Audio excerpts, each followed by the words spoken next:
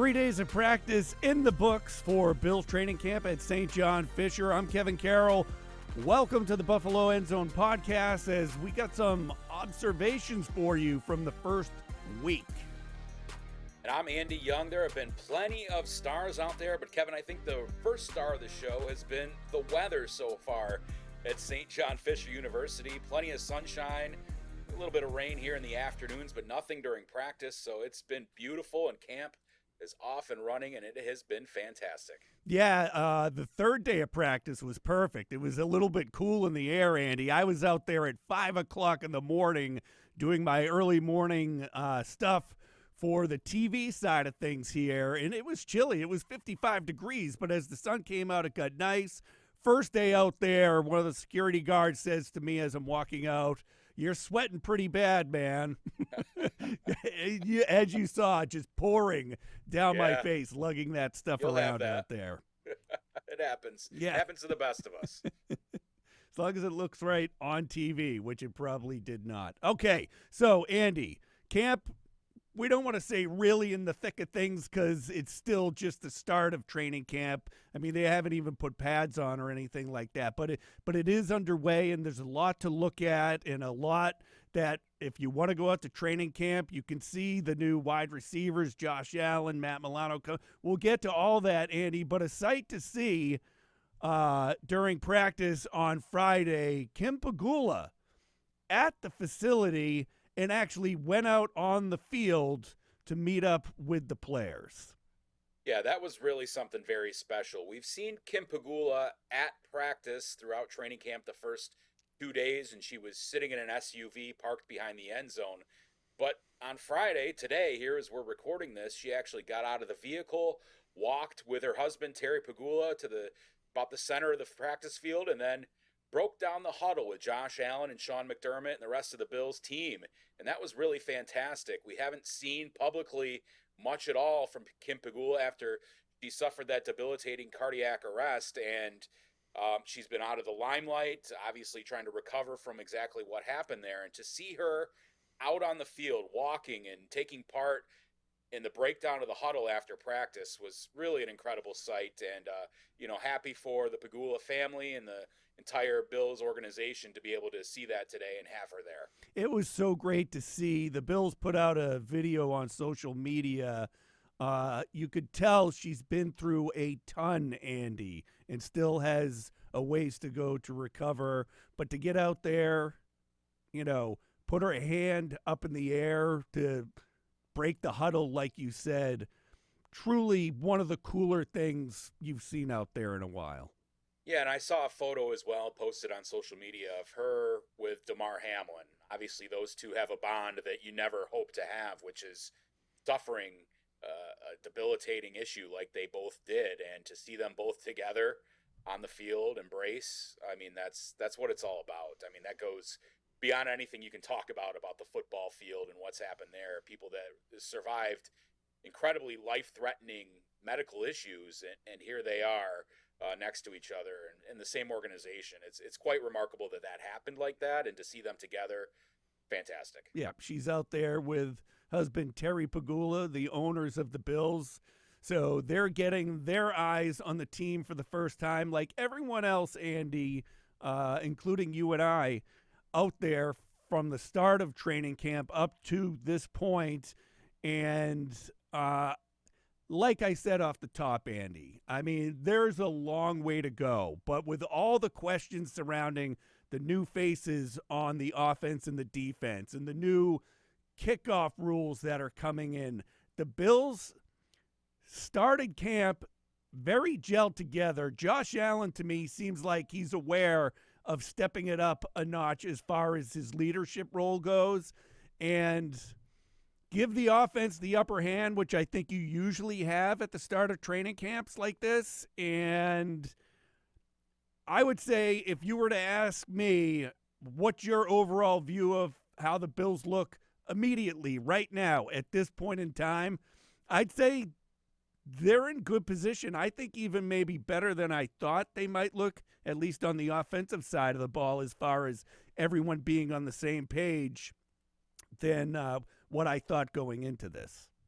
Yeah, I'd have to agree with you there, K-Man, because what we saw throughout the spring practices at OTAs and minicamp was, for the most part, the defense was a little further ahead than the offense, and the offense didn't look fantastic in spring.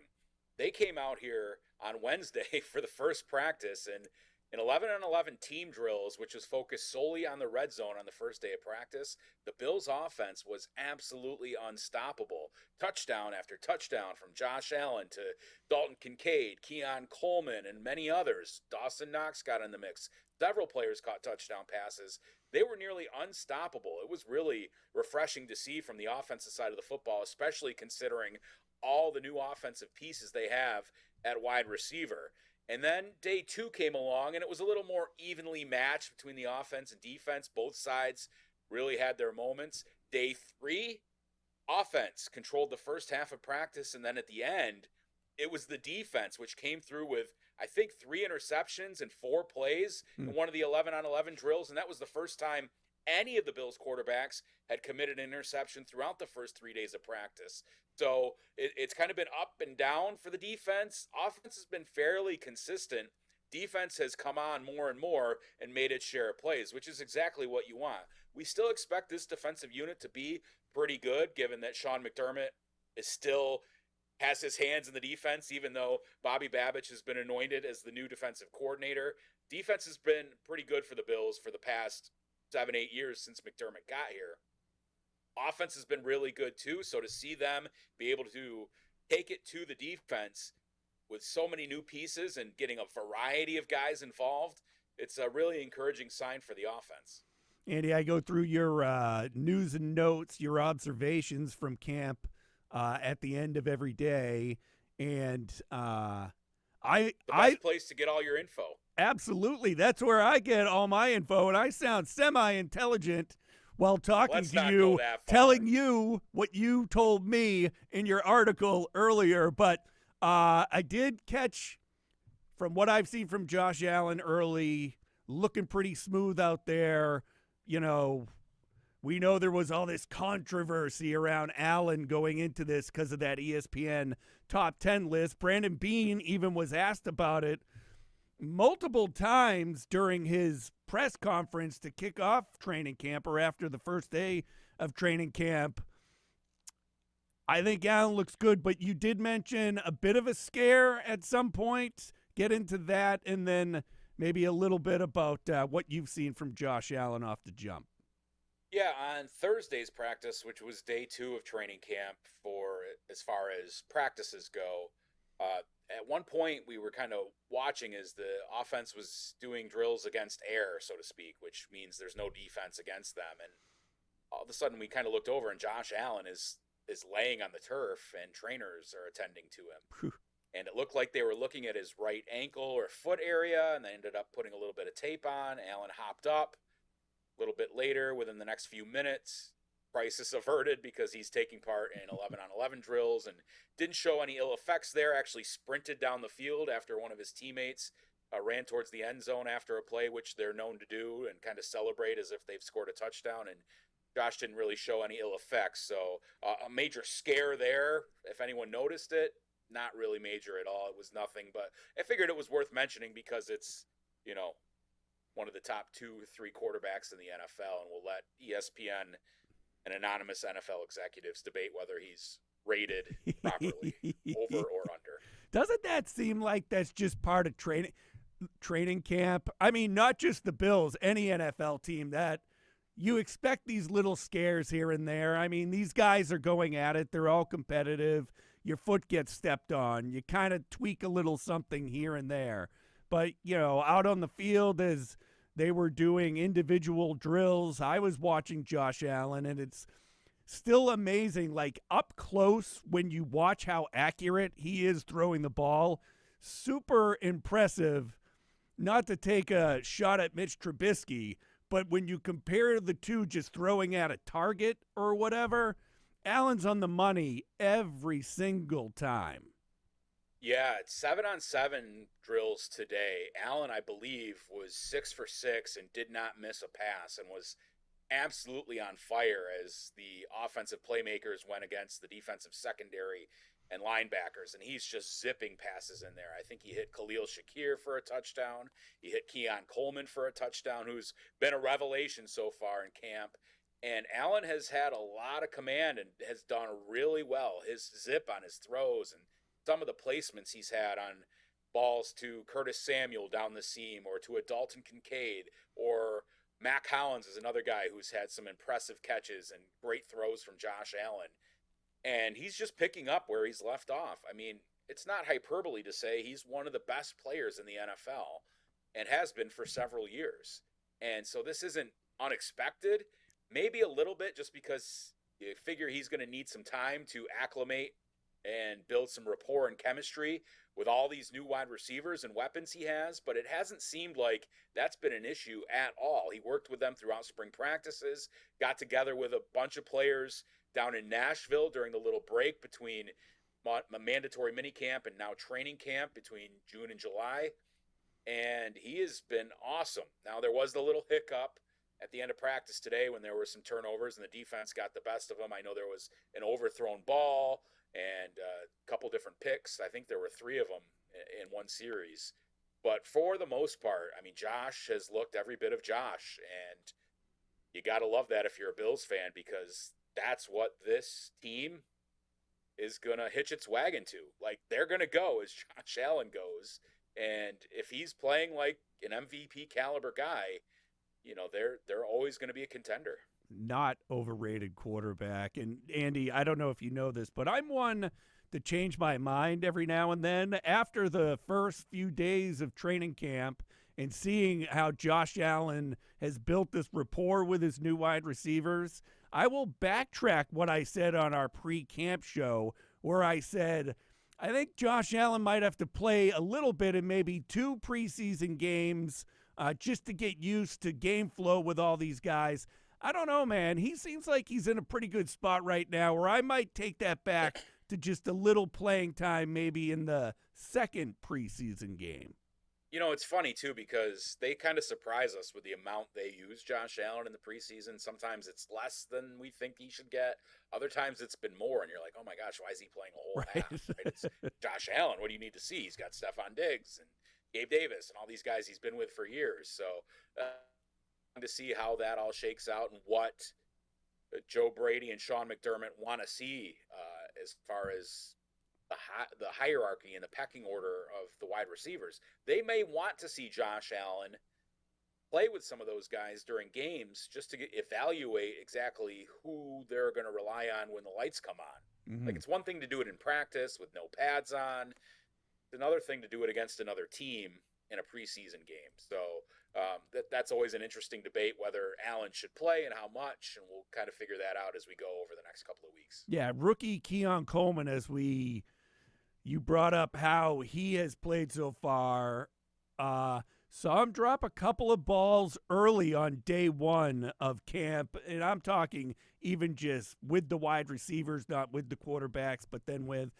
But when he needed to step up, he started to ratchet it up, and you could see over 3 days here what is possible with this rookie who the Bills drafted at the beginning of the second round.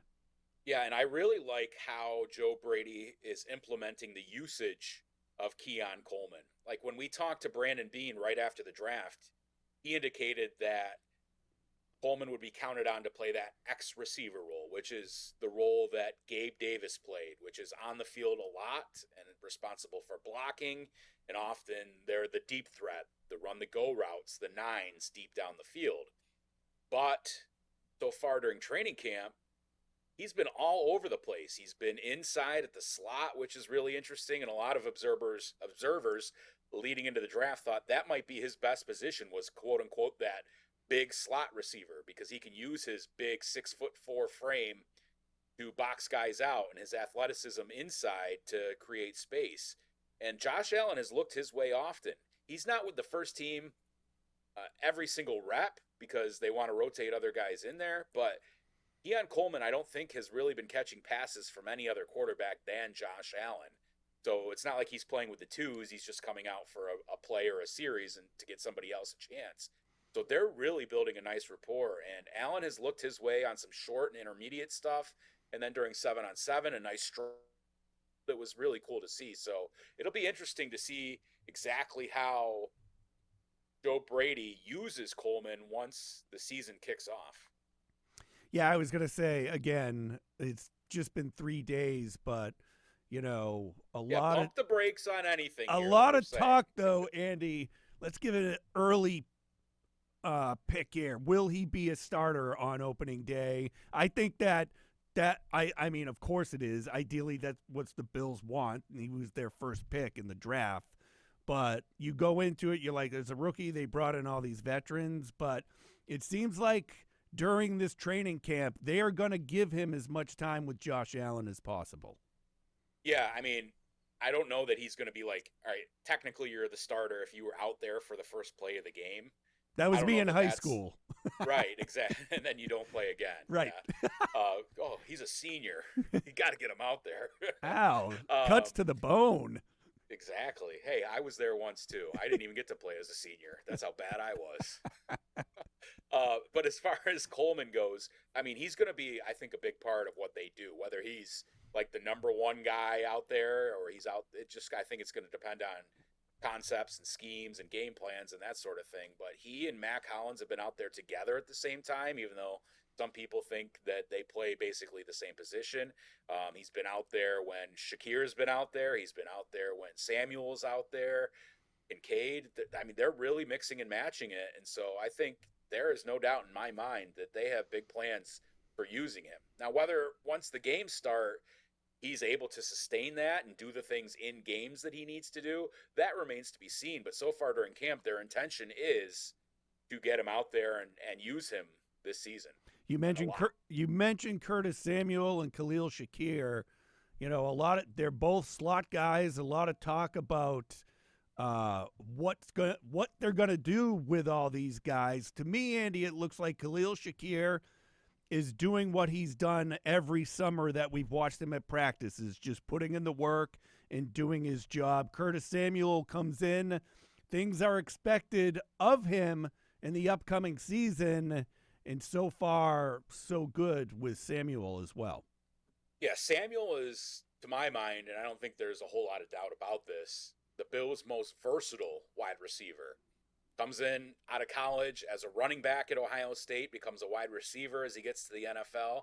And he's got the ability to get down the field. He's got speed. They can use him outside as a Z receiver, which is like what Stephon Diggs used to do. We've seen him do that during training camp. We've seen him inside in the slot. We've seen him motioned in and out of the backfield. We've seen him start in the backfield, run swing routes, and get out in the routes that way. So he's a guy who they're going to put a lot on as kind of their Swiss Army knife type receiver. And he has a chance to be one of the players among a few, and I would say it's Shakir and probably Kincaid, who are likely to lead the Bills in targets and or receptions this season. And I think big plans are in store for Curtis Samuel because he can do so much. And don't forget, we've mentioned this before, his best NFL season came in 2020 with the Carolina Panthers. Who was his offensive coordinator? Other than Joe Brady, the Bills' offensive coordinator now. So Brady, I think, knows how to unlock a little something, and there's a good chance that he's got even more in store with Curtis Samuel.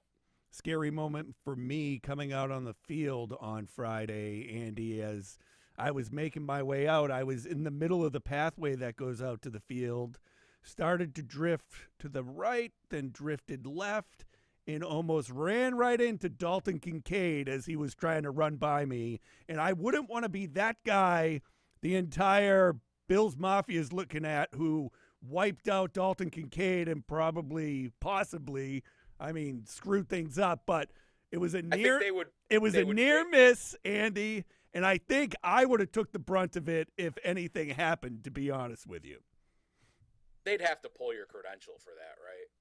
I didn't do anything wrong. Come on. If you did, we're talking hypotheticals now. I would say I give you credit for quick thinking, right? Like you reacted and got out of there, right? Or was it more on Kincaid? He reacted quickly and got out of the way. I turned left and then quickly went right, and then some of the reporters that were out there were like, "What are you doing, man? You almost took out the Dalton Kincaid, the big." But we're all good. And Kincaid, so far, we've talked about him being a key role in the offensive game plan coming up. And again, the second year player, the second year tight end, um, involved with Josh Allen the first couple of days. He's just so good, and he has a real rapport with Allen. And he mentioned in his press conference the other day that that rapport and that chemistry is only continuing to grow. And you saw it towards the tail end of last season when Allen started to go his way a little more often. Now, part of that had to do with Dawson Knox being out and the way things kind of shook out with Joe Brady taking over and Stephon Diggs, for whatever reason, not getting the ball as much. And Cade is just going to be one of those guys that constantly gets the football, and he's going to be a focal point of the Bills' offense.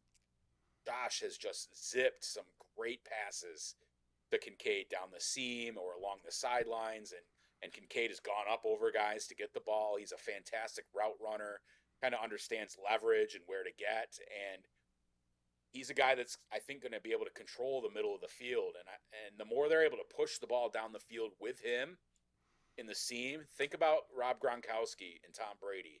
Think about Travis Kelce and Patrick Mahomes. Those teams that just push the ball right down the hash marks to their tight ends, in between the linebackers and the safeties. I mean, it's just such an unstoppable play if you've got guys who can connect on that. I expect Kincaid to have a monster season. Whether he's a Pro Bowler or an All-Pro or not, I have no idea. But he's going to compete to lead this team in targets. Yeah, and the evolution of his season last year, from what I recall just off of memory, it was a lot of short passes to Kincaid early on, but as you got later into the season, you started seeing deeper passes, those seam passes, or the ones down the sideline. The Pittsburgh playoff game comes to mind, that you saw that that's where they were getting him, and that's where I believe he is right now, and we'll see more of that off the start than, as the season progresses. Yeah, and I think it's easy to forget about Dawson Knox in this equation because Kincaid's going to be huge this year. But Josh has looked Knox's way to some degree. And don't forget, like, they're buddies. He's their buddies. And what receiver has been here with Josh Allen longer than Dawson Knox? List is zero. They've got a rapport. And whether Kincaid eats into Knox's production a little bit, he's still going to be out there and have an effect. And to have two guys like that, if Knox stays healthy, and obviously if Kincaid does as well, that just brings in a whole nother dynamic to the Bills' offense that Joe Brady can use. Everything seems sunshine and roses right now, Andy. We keep talking. We talked about some interceptions, some turnovers. Let's talk about Matt Milano then, Andy. Going into training camp, I was under the impression off of Sean McDermott's comments at the end of minicamp that they were going to ease Matt Milano in. He's day-to-day, keep an eye on him.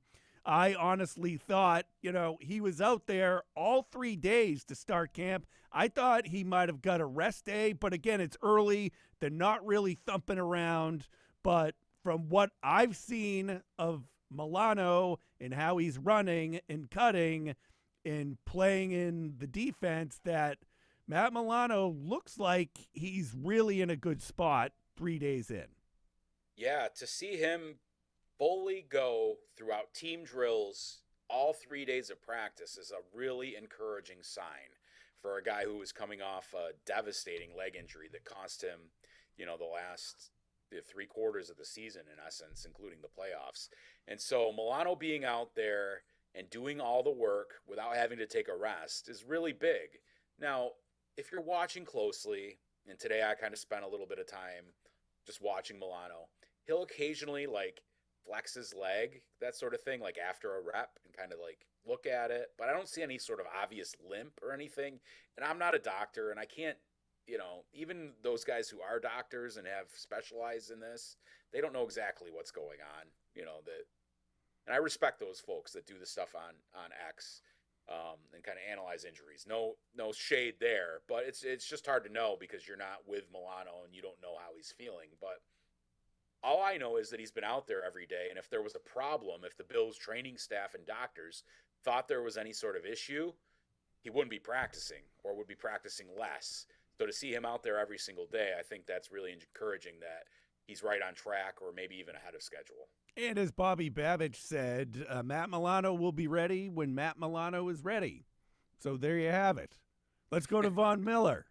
Von Miller, speaking with the media, I think this jumped out to everyone, thinking maybe coming back last year was maybe a bad idea, but he did say he feels the healthiest he's felt in a long time, and it's noticeable. I mean, he just kind of seems a little bit different. I know this time last year when we were out at training camp, he was still working his way back. But now you're never going to get any negative comment from Von Miller. I mean, heck, he even said that thinking that he probably shouldn't have come back last year, if he could go back in time, basically, I'm paraphrasing here, he'd probably want to play again. Right. That's the funny thing with Vaughn is like he kind of contradicts himself a little bit. Like, yeah, I probably shouldn't have played at all last year. And the next sentence says, but hey, all things considered, I'd do everything the same again. Okay. Vaughn, and we've come to learn this over the last couple of years with him and talking with him, is just like an eternal optimist, and he just says the positive thing. Whether that's he truly believes it, I think he does, or it's smoke or whatever. He just says the thing that he thinks is going to happen or wants to happen and tries to manifest it that way, right? Like see it, believe it, one of those kind of things. So you got to take some of what he says with a grain of salt because he does err on the positive side. And he said basically like, I've won a lot in my life being that way. And, I've lost sometimes, but at the same time, I don't know any other way. And he said, an interesting comment he said was, at 34 years old last season, missing a season and a half, which means sitting out all of last season, just wasn't in his mind. He couldn't do it. He wanted to get back there for himself and for his teammates. And he knows his place in history. He even mentioned it, like, I want to get 15 sacks so I can crack the top 10 all time. Like, that's kind of what he's playing for, besides winning and helping this team, is cementing his legacy as an all-time great. I don't know how it's going to play out. I haven't seen him like flash anything crazy during practice, and that's hard to do for linemen and edge rushers because there's no pads, and they're not going to hit the quarterback. But I have noticed his burst seems a little bit better than it did when he was practicing last season. Yeah, and his group mates, his position mates out there, AJ Epinesa and Gregory Rousseau, expecting a step forward from both of them. But DeJuan Smoot, Andy, you talked about DeJuan Smoot brought in, impressing you, turned your head a little bit over these first 3 days. And honestly, what turns my head most is like the way the Bills use players and rotate them in. And Smoot was getting first-team reps over the last couple of days. And to me, that signals that he's firmly in the mix to be one of the Bills' top 4 edge rushers with Rousseau, who, by the way, Friday here on day 3 had an awesome practice and was batting down balls and getting in the way and creating havoc. Rousseau and Ed Oliver have been really good, so I don't want that to slip by. Those two have been probably the best defensive linemen I've seen. But Smoot has been really good, and he's constantly in the right place. And I asked defensive coordinator Bobby Babich about DeJuan Smoot because we noticed him getting first-team reps. And Babich said he's got that old school kind of edge, and he's really excited to see him once the pads come on. And keep in mind, Smoot's been a pretty consistent player. Before he tore his Achilles a couple of years ago, he was in the midst of a stretch of at least 4 straight seasons with at least 5 sacks. If they can get some sort of consistency back to that level from him at 29 years old, he's 5-6 years younger than Von Miller. I mean, that's an important part for a team that's looking and starving for edge rushers to step up and be consistent. Speaking of starters, Andy, 3 different starters 3 days in a row working at the safety position, and you look at day 1 of training camp. No more Jordan Poyer, no more Micah Hyde. Damar Hamlin out there as the starter on day 1 alongside Taylor Rapp. I think that caught a lot of people's attention with, of course, what happened with DeMar. But then we see it's kind of been a rotation as the week went on. Yeah, I mean, that is good for DeMar, who had a really nice spring through OTAs and minicamp, and then was rewarded with starters reps on the first day of practice, and he's looked good. Like he hasn't he's been out there making the right kind of plays, and he's where he needs to be, and I think they're just giving a whole host of guys a shot at that safety position. I think Taylor Rapp you can pretty much cement in that spot, and they wanted Mike Edwards to be opposite Taylor Rapp, but Edwards was hurt through the whole spring practice session and didn't get any work in. So I think they're easing Edwards into the lineup. We've seen him take first team reps, and we also saw Bishop take some first team reps, the rookie out of Utah. So they're kind of rotating guys in and out there. And I think Taylor Rapp's pretty much a lock. But the other three, that seems to be open right now, and they're kind of taking a look at guys and hoping to see what they can get out of Bishop, out of DeMar, and out of Mike Edwards. Our friend, former Bills star wide receiver Stevie Johnson, will be joining us throughout the season on our Buffalo End Zone postgame show. Has great expectations for Kaiir Elam, Andy, and so far it looks how we thought it would with Christian Benford and Rasul Douglas out there in the mix. What have you seen from Elam? Have you got a vibe from Elam or anything that would say that he might pass Christian Benford? Because we all know Rasul Douglas, with what he did when he arrived here, is basically cemented into one of the starting roles. I mean, Benford had a really fantastic year last season and developed into a solid starter. So I don't know that Kaiir Elam can right now surpass either of those guys, especially Benford, who was drafted in the same draft class as him in 2022. But I do wonder exactly how much of what Kaiir Elam is doing throughout the spring when he had the opportunities. He did well. He had an interception on Friday at training camp, and he has gotten reps with the first team defense. He's rotated in and out. So I think they're giving him a shot and giving him a look. It's a really important year for him. He's come back hungry and in the right mindset, and I think it's not exactly the same story as DeMar Hamlin, obviously, but these are two guys who are hungry to prove themselves, and I think that Kaiir Elam, at the very least, needs to be a solid third boundary cornerback for this team, because beyond him, it's thin. So say Benford or Douglas gets hurt, who's your next man up? Well, if Elam is good and strong in that position, that's a boon for the Bills, because after that you're talking about younger guys like Daquan Hardy and Jamarcus Ingram and really some unproven talent there. So Kaiir Elam, who comes in with an SEC first-round pedigree coming out of Florida, didn't really live up to it his first couple of seasons, but seems to be improved, and I think that that's a really, really important piece for the Bills' defense. Let's go to special teams before we start to wrap it up, Andy. New kickoff. You got your Barry White voice on there. You got quiet on me. I had a wisdom tooth, or not a wisdom tooth. I had a root canal. The side of my face over here is that feels getting good. Yeah. The more I talk, the worse it feels.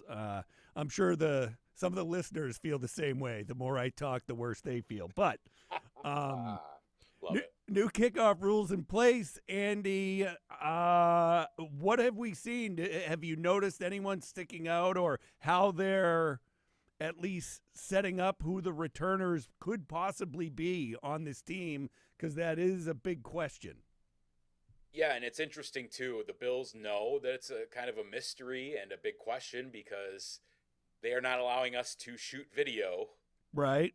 Film any video of that portion of practice when that's going on. We're relegated to another part of the field where special teams isn't happening, because for every team, it's new.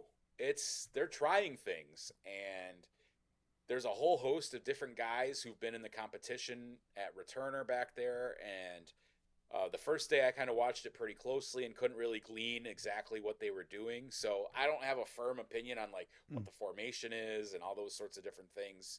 But I think we'll see more and more of that as time goes on. And they're going to have to practice that at full speed. with pads because it's a new play. Like this is something that none of the guys really have ever done, right? If it's gonna be more like a running play sort of, than Right. just sprinting down the field and crashing into another guy. If there's actual more blocking schemes other than a wedge left, a wedge right, a return center, that sort of thing, they're going to have to do that at full speed to get these guys used to it. So that'll bear watching over the next couple of weeks and obviously into the preseason what these different teams are doing and who they're putting back there.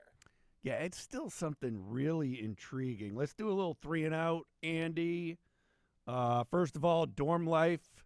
No pictures up on your walls. No fancy decorate. You're bare bones in it out there in the dorms at St. John Fisher. I mean, I'm not gonna. I'm not the guy that's gonna like bring up pictures of my kids and things like that and hang them on the wall in the dorm room when I'm only here like a couple, 2-3 days a week. Our old cohort used to decorate his room. Well, he's a different kind of cat. He is indeedly do. Yeah, so I mean, I got I got some drinks and some granola bars and some things like that. No refrigerators in the dorm rooms this year. That's disappointing. So you can't have like your rip, yogurt man. or cold drinks. Yeah, so a couple people brought their own mini fridges from home or a cooler. But it's a simple life here. I do some work, go out and have some dinner, come home, go to sleep, and we do it all again the next day. Nice. Hey, Olympics underway. You got that Olympic fever, Andy? No, but I did get more intrigued last night. This goes into our usual "What You Watching" segment. Yeah, My yeah. wife has been watching the Simone Biles documentary on, I think it's on Netflix. Okay. And that's really good. Like a really cool look at her life behind the scenes and where she came from and all that she's been through. And we remember her.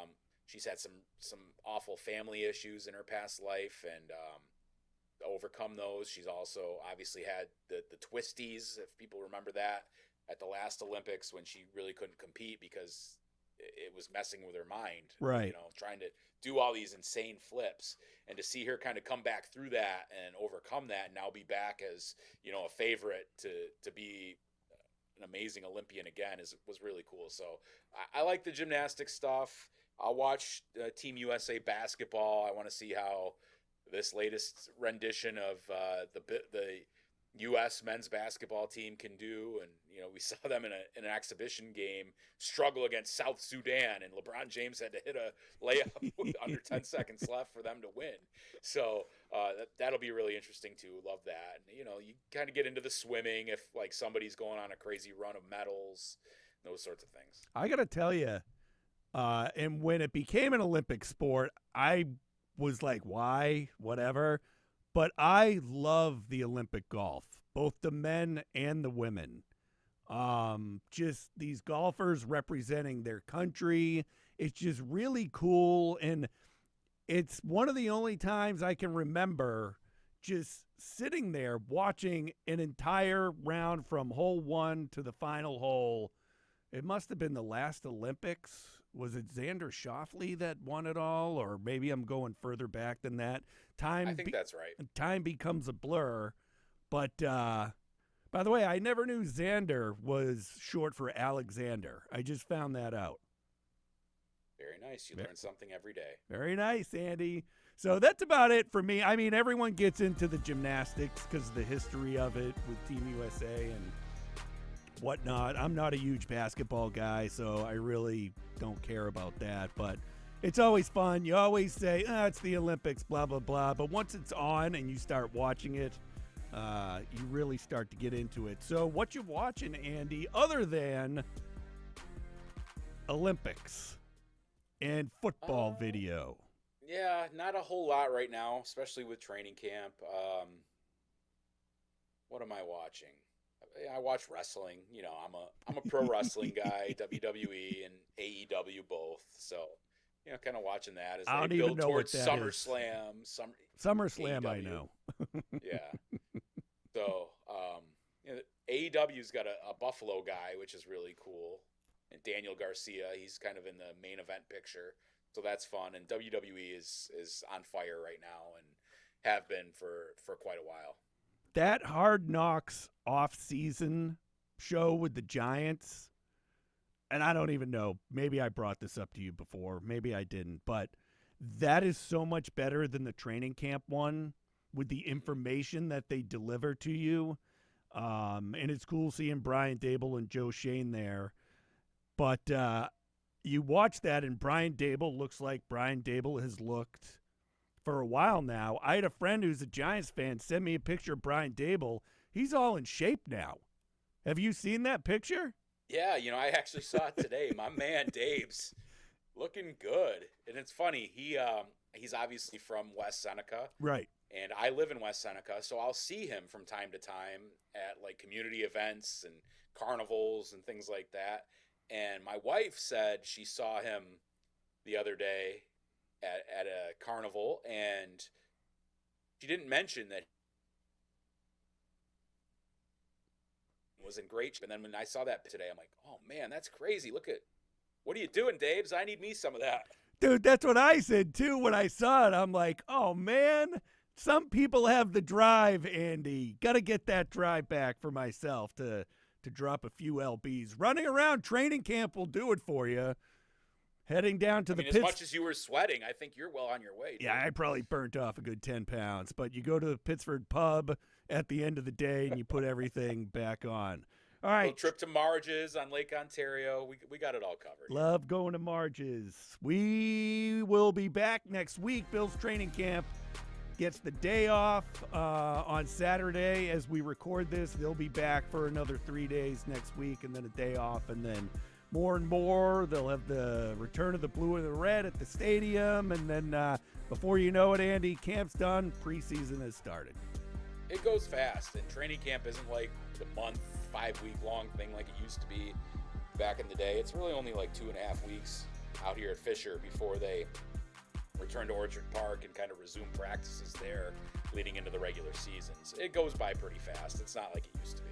Yeah, we'll target Sunday, Monday, Tuesday. Next Tuesday will be the next chunk of practices, the end of that. Andy and I will be back with you to go over more observations, see how things start to unfold out at St. John Fisher. Anything to add, Andy? To our loyal viewers and listeners, make sure you like, subscribe, comment, and share, whether you're seeing us on YouTube, on Facebook, or any of the podcast apps, Spotify, Apple, all those places. Do us a favor, give us a comment, a like, subscribe, and help this thing grow. Andy gets this game. We'll see you next Tuesday evening.